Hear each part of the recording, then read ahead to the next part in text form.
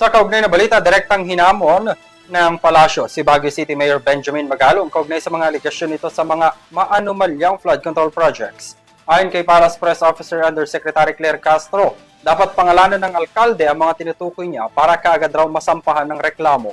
Balita hatid ni Catherine Landicho.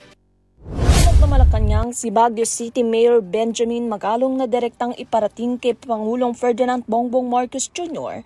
ang kanyang impormasyon ukol sa manoy katiwalian sa mga flood control projects. Ayon kay Palace Press Officer Undersecretary Claire Castro, dapat pangalanan ni Magalong ang mga sangkot na mambabatas o opisyal ng gobyerno upang agad silang masampahan ang kaso kung may sapat itong ebidensya. Giit pa ni Yusek Castro, hindi kailangan ng bagong probe team dahil may umiiral namang sistema para sa investigasyon sa ilalim na administrasyon.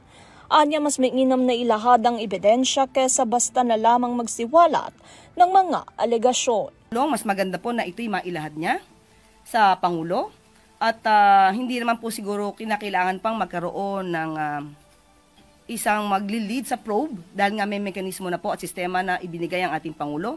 Kung ano man po ang meron siya, kung ito po ay kompleto, maaari niya po ito maisumiti agad-agad sa ating Pangulo para yung sinasabi po nilang 67 congressmen at mukhang sila ay identified na ni Mayor Magalong. Hindi pa po ba mas magandang maibigay na niya ang report na ito sa ating Pangulo?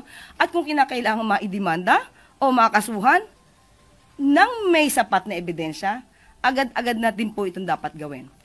Nagsimula ang usapin matapos ipahayag ni Mayor Magalong ang kagustuhang imbestigahan ng umunoy malawakang korupsyon sa mga proyektong pang-infrastruktura. Para sa UTV News, Catherine Landicho, sumasaludo sa bawat Pilipino.